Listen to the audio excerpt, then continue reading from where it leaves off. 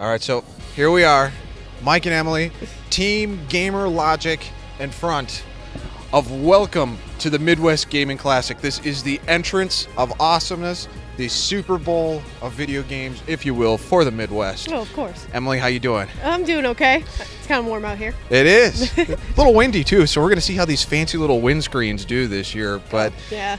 Today's Sunday. We've obviously been here for a couple days. Emily, you got in on Friday, didn't you? I did. I got in Friday night, and I saw them all set up everything in the main pinball hall where they had everyone going through the cables and everyone setting up all their stands. It was really cool to watch. Now, for someone, I have never been here on a Friday.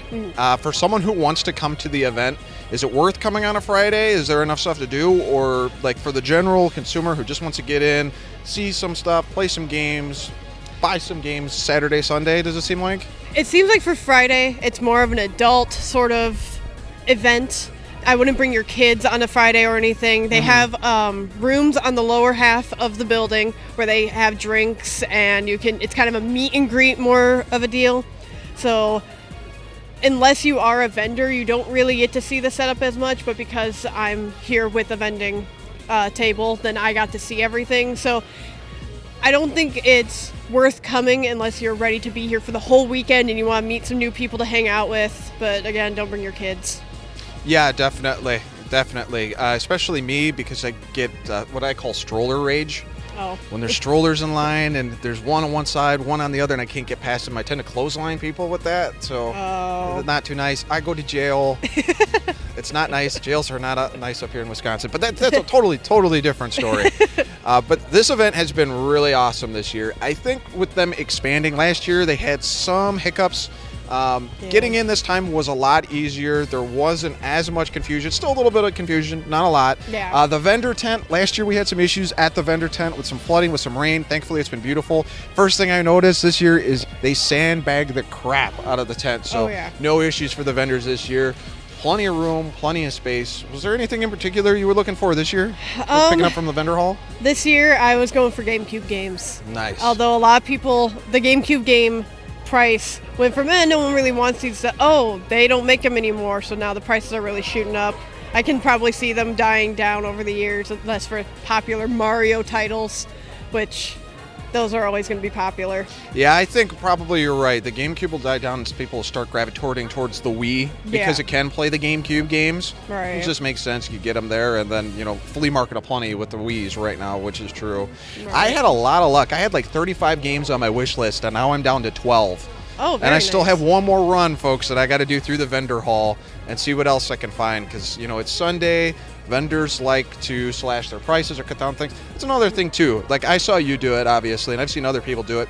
You can't be afraid when you come to these events to negotiate with prices. Say, hey, the manual doesn't look cool, or the box is a little beat up. Can you take 2 off? Can you take 3 off? If I buy 5 games, can you take a couple bucks off? I mean, price is marked, sure. It doesn't hurt to ask and say, hey, can you take a couple bucks off? Right. All they can say is no.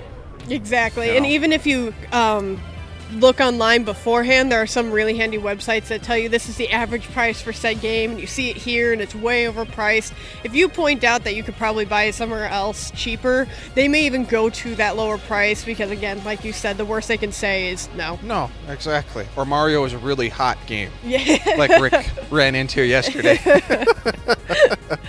So, favorite part of the show? Do you have a favorite part? I think my favorite part... Oh no. I think my favorite part is probably the arcades down at the bottom floor where they have like the crafts that they do every year. Yeah, the Galloping Ghost part. Yeah, where they have the different DDR things. Oh wait, that's a Star Worlds, right? I think Star Worlds was arcade. this year, Yep. which was awesome because I ended up playing DDR with some other girl that I had no idea who she was when we played together, and I played with, I think it was your daughter or her niece. Or a friend, I don't know, cousin. But either way, it was a lot of fun because at these conventions, you can go up to strangers because you all have everything in common when it comes to games. You all like games, and if you find somebody who doesn't, then clearly they are in the wrong hotel. Oh, yeah. Especially around this time of year where everything is booked because everyone's here for MGC. Yeah, I mean, for me, the whole thing is my favorite. Just every aspect of this, from the vendors, from the different parts you can visit, the museum, the arcade, the parties that happen after the show that we all love.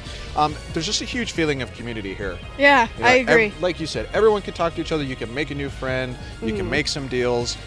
We actually ran into Crazed Link. Marcus actually came down to the event for the first time this year. It was really cool meeting him. So free plug for him on his channel. Oh, very cool. So overall, this has been a really cool event. We're going to let Emily get going because she is entering the Amiibo tournament. Oh, yeah. I'm a little afraid, but at the same time, I'm going to kick everyone's butts. All right, so for those Amiibo fans who love the Amiibos and know a lot about them, let's talk stats. What are you bringing to the table here? I'm bringing Pitt, which is he prefers, or I guess people prefer to put attack and speed on him since he works really well flying up. He does the crazy things you see on tournaments where they knock people off the edge and they're playing under the stage.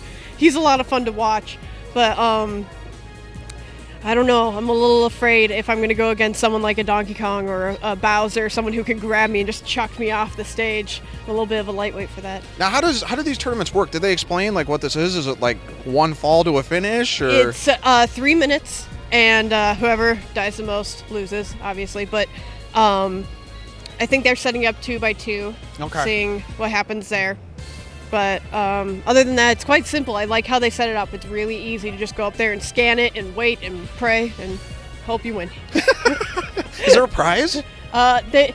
Because the state of Wisconsin is so lovely, we're not allowed to get any like money prizes or anything, but it's a certificate. So bragging rights, which I don't know. I feel like that's still fun. It's still a good experience. It's still fun. It's a good idea to do it. I'll definitely be interested in seeing next year for MGC if there's more people, more Amiibos. I mean, they keep putting them out, obviously. So we'll have a pretty diverse amount of characters to check out. I would love to see that. That'd be cool. Cool. Well, folks, this has basically been MGC 2015 in a nutshell. I'm Mike. This is the lovely Emily. Have a good one. See you later.